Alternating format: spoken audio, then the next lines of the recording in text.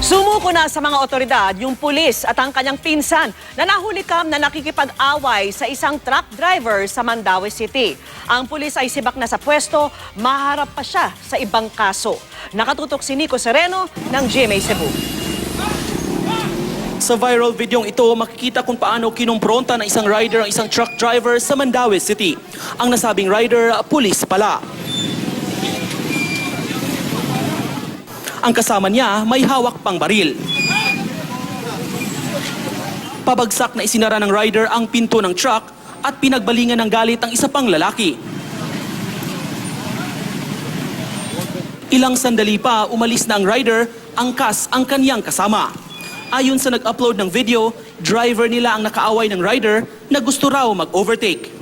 Nasa kustodiya na ng Mandaue City PNP ang rider na kinilalang si PO3 Renato Inot, tagabayan ng Medellin. At ang pinsan niyang si Adelcos Alonzo na tagabayan ng Sogod. Iniharap silang dalawa kay Mandaue City Mayor Luigi Quisumbing. Inamin ng pulis na marami raw siyang iniisip noong mga panahong iyon, itinanggi niyang nagtatago siya. Itinanggi ng dalawa na lasing sila nang mangyari ang insidente.